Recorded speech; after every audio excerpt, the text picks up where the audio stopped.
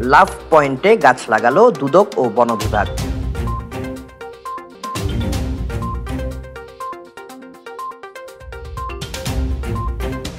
বৃক্ষ দিয়ে সাজাই দেশ, সমৃদ্ধ করি বাংলাদেশ প্রতিপাদ্যে রাঙামাটিতে দুর্নীতি দমন কমিশন ও বন বিভাগের উদ্যোগে বৃক্ষরোপণ কর্মসূচির উদ্বোধন করা হয়েছে।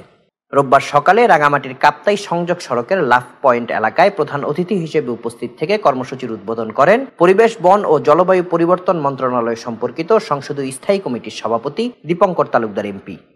রাঙামাটি দুর্নীতি দমন কমিশনের উপপরিচালক জাহিদ কালামের সভাপতিত্বে অনুষ্ঠানে পার্বত্য চট্টগ্রাম উন্নয়ন board chairman Supradip Chakma, Rangamati region commander brigadier general Sohel Ahmed, জেলা প্রশাসক Mohammad Mosharraf Hossain Khan, civil surgeon doctor নুইন Khisa, police super Mir Abu তৌহিদ, পৌর মেয়র আকবর হোসেন চৌধুরী সহ বিভিন্ন সরকারি বেসরকারি প্রতিষ্ঠানের কর্মকর্তা ও গণমাধ্যম কর্মীরা উপস্থিত ছিলেন। প্রধান অতিথির বক্তব্যে দীপঙ্কর তালুকদার এমপি বলেন, পরিবেশের ভারসাম্য রক্ষায় বৃক্ষরোপণের বিকল্প নেই। প্রাকৃতিক ভারসাম্য রক্ষার্থে ও দুর্যোগ মোকাবেলায় সকলকে বৃক্ষরোপণে এগিয়ে আসতে হবে। শুধু বৃক্ষরোপণ করলেই হবে না, বৃক্ষের রক্ষণাবেক্ষণেও সকলকে এগিয়ে আসতে হবে।